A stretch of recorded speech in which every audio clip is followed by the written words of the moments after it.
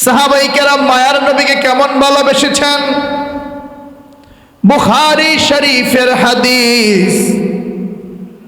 ইহুদিদের ভিতরে বড় একজন ইহুদি ছিল, তার নাম ছিল কাব ইবনে আশরাফ, সংক্ষেপে নাম ছিল কাব।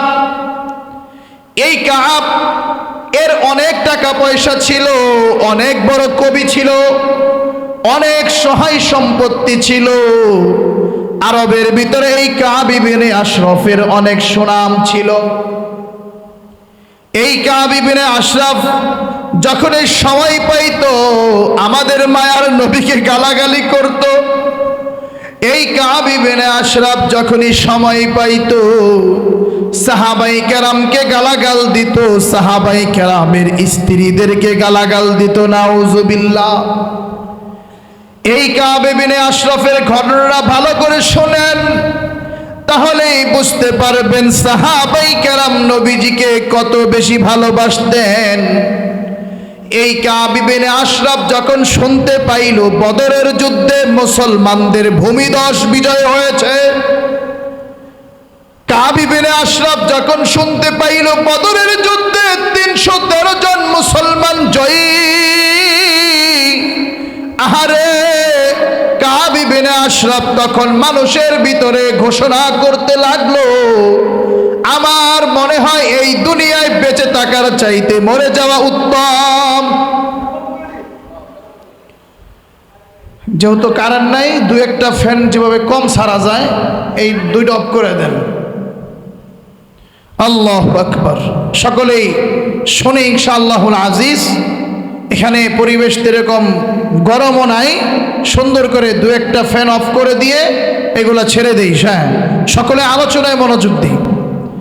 এই কাব ইবনে আশরাফ আরবের বিখ্যাত বনি নজির গোত্রের পিছনে তার বড় দুর্গ ছিল।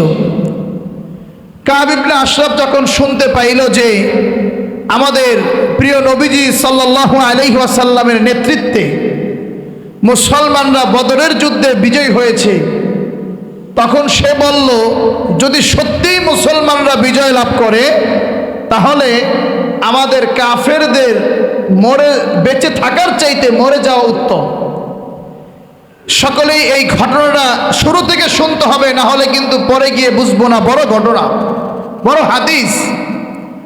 পরে কাব ইবনে আশরাফ যখন নিশ্চিতভাবে জানতে পারলো যে না, আসলেই বদরের যুদ্ধে কাফেরদের ৭০ জন বড় বড় লিডার নিহত হয়েছে এবং কাফেরদের ৭০ জন বড় বড় লিডার পাকড়াও হয়েছে মুসলমানদের হাতে, তখন সে আর মদিনায় রইল না, মক্কায় চলে গেল। কুরাইশদেরকে বিয়ে বলল, তোমরা এখনো ভাত খাও, তোমরা এখনো বেঁচে আছো, কিভাবে বেঁচে আছো শোনো, তোমরা প্রস্তুতি গ্রহণ করো। মুহাম্মদের অনুসারীরা, মুহাম্মদরা হইল গরিব, তারা হলো এলাকার সবচেয়ে নিকৃষ্ট মানুষ, তাদের কাছে তোমরা হেরেছ, এর চাইতে বড় লজ্জার কিছু নাই। তোমরা অতি দ্রুত প্রতিশোধের আগুন জ্বালিয়ে দাও, তোমরা অতি দ্রুত মুসলমানদের বিরুদ্ধে জয়ী হওয়ার জন্য তোমরা কাজ করতে থাকো। এইভাবে কাব ইবনে আশরাফ মক্কার কুরাইশদেরকে বিভিন্নভাবে মুসলমানদের বিপক্ষে লেলিয়ে দিতে লাগলো। তাদের ভিতরে যেই প্রতিশোধের আগুন দাউ দাউ করে জ্বালিয়ে দিল। এবার আবু সুফিয়ান কাব ইবনে আশরাফকে দেখতে পাইল। কাব ইবনে আশরাফকে দেখা বলতে লাগলো, ও কাব, তুমি তো শিক্ষিত মানুষ, তুমি তো বেশি জানো, তুমি তো ভালো মানুষ, তুমি একটু আমাদেরকে বলো, মুসলমানরা নবী মুহাম্মদ যেই ধর্মের উপর আছে, নবী মুহাম্মদ যেই ধর্মের উপর আছে সেই ধর্মটা বেশি সত্য নাকি কাফেরদের ধর্ম সত্য? এবার আল্লাহুম্মা সাল্লি আলা মুহাম্মদ সাল্লাল্লাহু আলাইহি ওয়াসাল্লাম। ফ্যানগুলা বন্ধ করে দেন, ফ্যানগুলা বন্ধ করে দেন যাতে করে একটা ফ্যান চলুক। হ্যাঁ, আল্লাহুম্মা সাল্লি আলা মুহাম্মদ সাল্লাল্লাহু আলাইহি ওয়াসাল্লাম, সাল্লাল্লাহু আলাইহি ওয়াসাল্লাম, সাল্লাল্লাহু আলাইহি ওয়াসাল্লাম, সাল্লাল্লাহু আলাইহি ওয়াসাল্লাম। আল্লাহুম্মা সাল্লি আলা মুহাম্মাদিন নাবিয়্যিল উম্মিয়্যি ওয়া আলা আলিহি ওয়া আসহাবিহি ওয়া বারিক ওয়া সাল্লিম তাসলিমান কাসীরান কাসীরা। বাস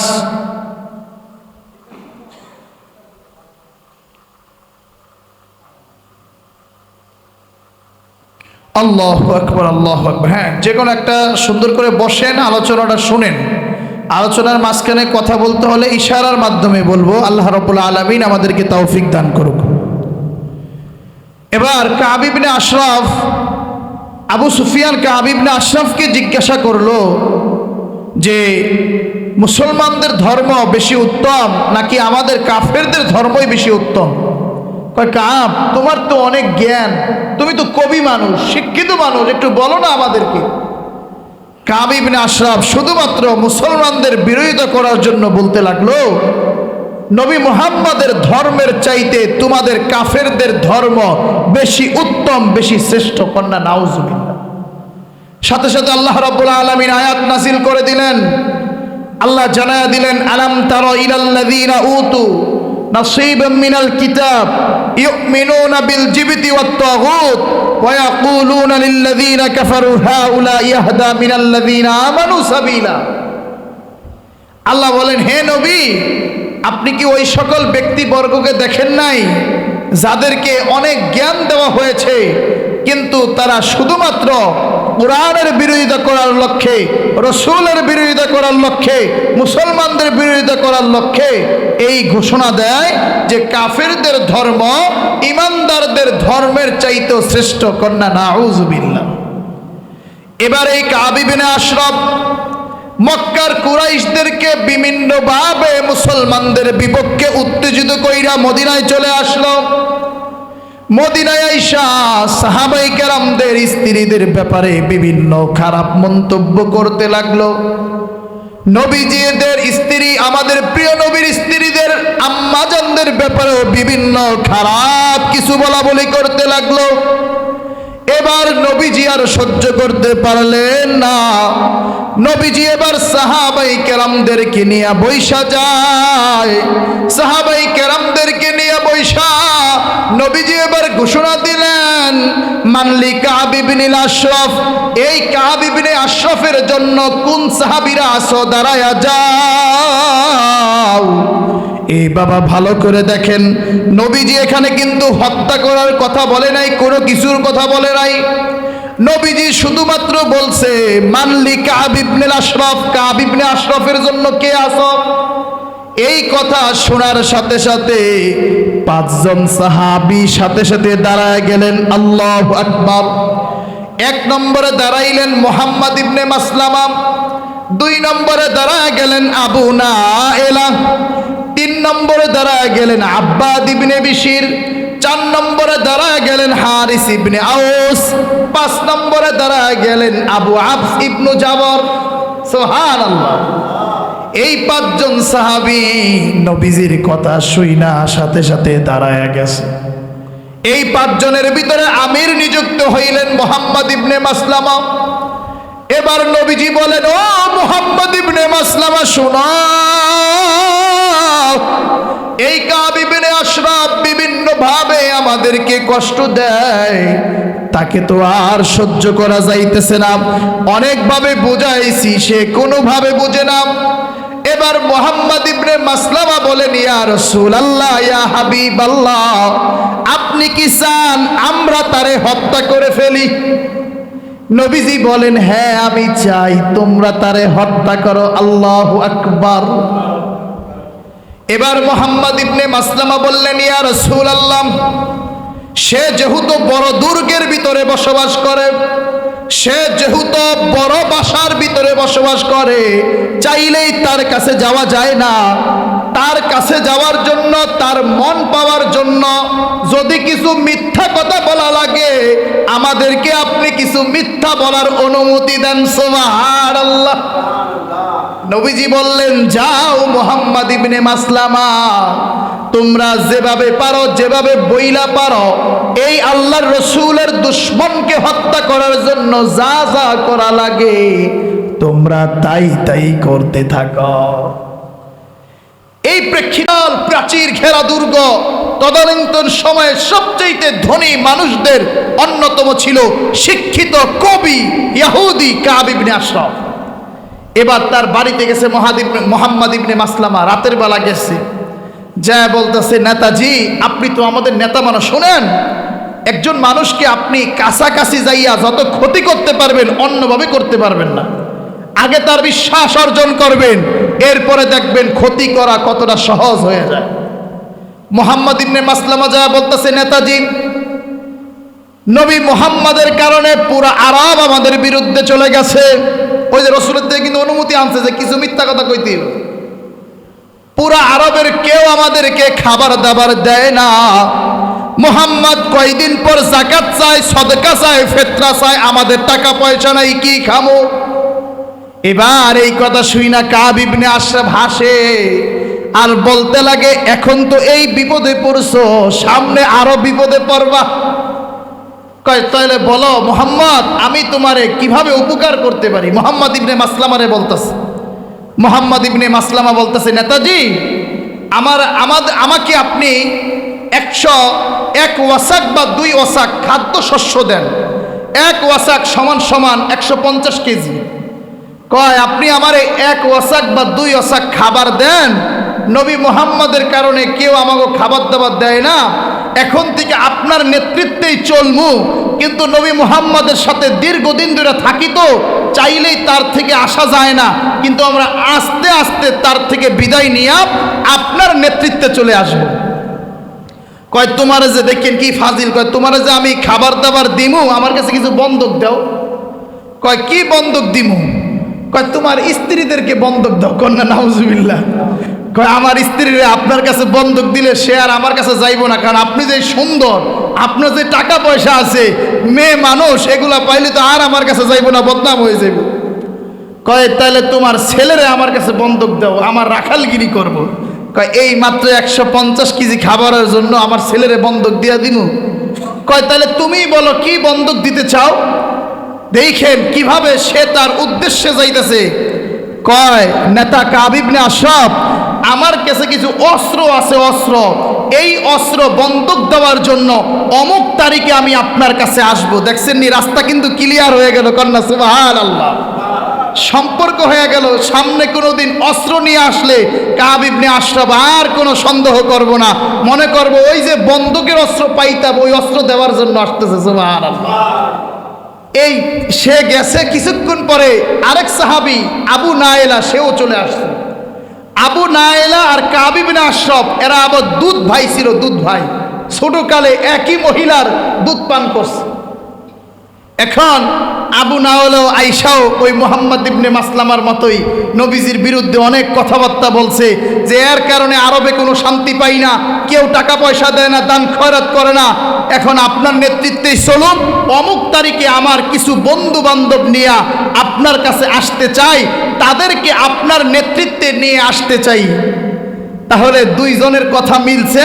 কয় তাহলে তোমরা মুহাম্মদ ইবনে মাসলামা একদিন আসবে দেখা করতে, ওই তারিখে সবাই মিলে আসো, আমরা বিভিন্ন গল্প করব, তুমি আমার থেকে কবিতাও শুনবা। মুসলমানরা কিন্তু তাদের উদ্দেশ্যে সফল হয়ে গেল।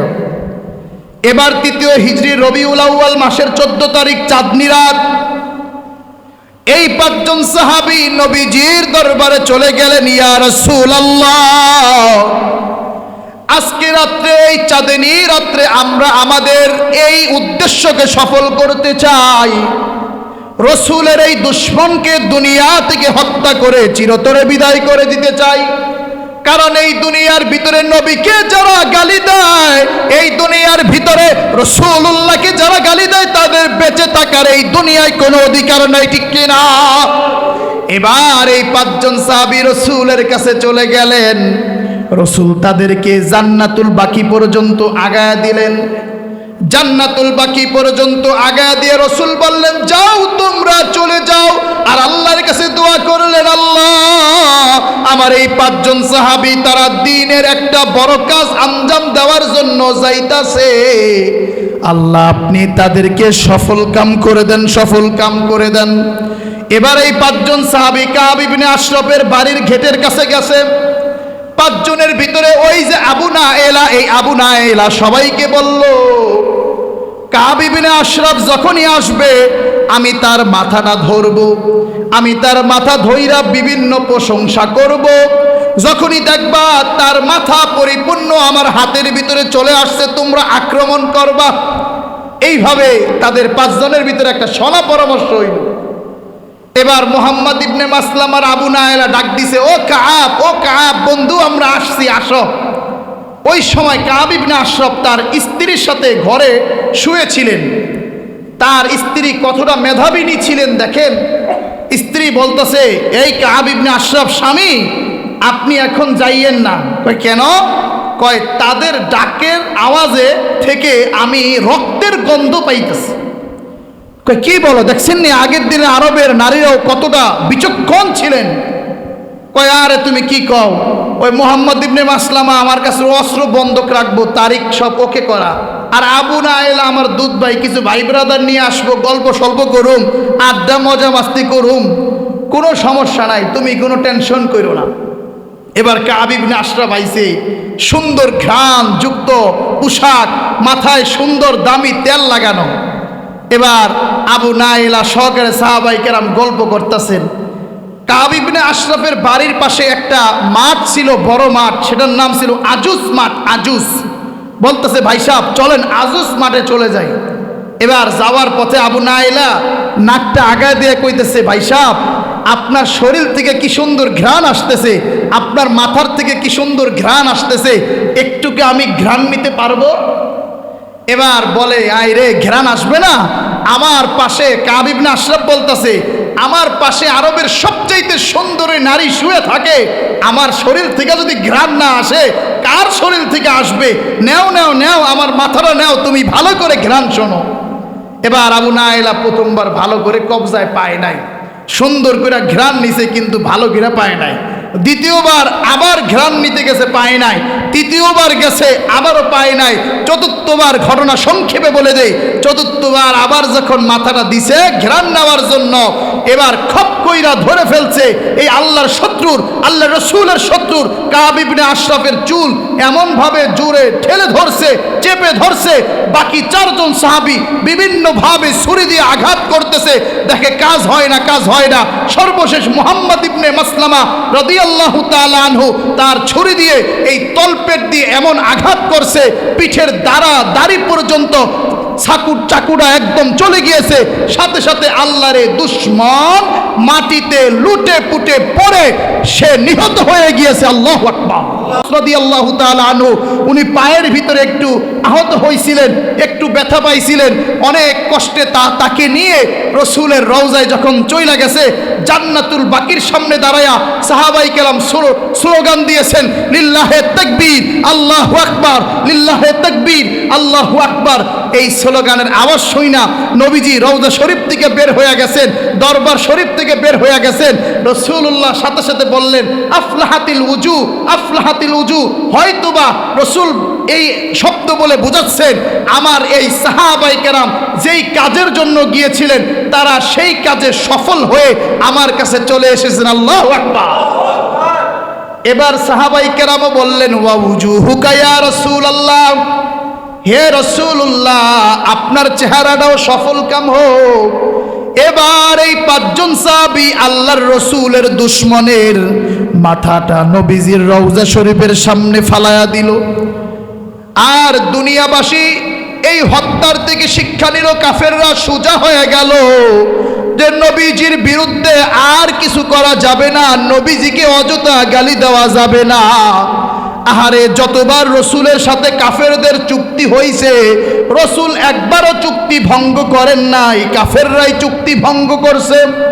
এই ঘটনার পর থেকে পুরা কাফেররা সোজা হয়ে গিয়েছে। আর যাই হোক, রসুলুল্লাহর বিরুদ্ধে কিছু বলা যাবে না। এ ছিল সাহাবাই কেরামের প্রেম। রসুলের আদর্শকে ধারণ করে রসুলের বিরুদ্ধে যদি কেউ কিছু বলতো, সাহাবাই কেরাম প্রতিশোধ নেওয়ার জন্য পাগল হয়ে যাইতেন। আর আমার আপনার নবীকে মাঝে মধ্যে বিভিন্ন জনে গালি দেয়, যারা আন্দোলন সংগ্রাম করার জন্য নামে, আমরা তাদেরকে জঙ্গি ট্যাগ দিয়া উপহার দিয়া দিই, কন্যা নাউজুবিল্লাহ। এ কারণে আমাদের কথা থাকবে, আমরা রসুলুল্লাহকে আমাদের জীবনের সবচাইতে বেশি ভালোবাসি, আমার বাবাকে গালি দেন, দাদাকে গালি দেন, পরিবারের সদস্যদেরকে গালি দেন, আমরা মেনে নিতে পারবো। কিন্তু মায়ার নবী, দয়াল নবী, হাবিবে কিবরিয়া নবী, শাফিয়ে মাহশার নবীকে যদি কেউ গালি দেয়, আমরা আমাদের নিজেদের জান এবং মাল দিয়ে যতক্ষণ পারা যায় আমরা ইনশাআল্লাহ এর প্রতিবাদ করবই ইনশাআল্লাহ। তা আল্লাহ রাব্বুল আলামিন এই সাহাবায়ে কেরামদের মতো আমাদেরকে এরকম নবীজির প্রেম এবং ভালোবাসা অর্জন করার তৌফিক দান করুক। সকলে জোরে পড়ি আল্লাহুম্মা আমিন। আমরা যারা 4 রাকাত ক্বাবলাল জুমা সুন্নাহ আদায় করে নিই, আমরা আদায় করে নিই।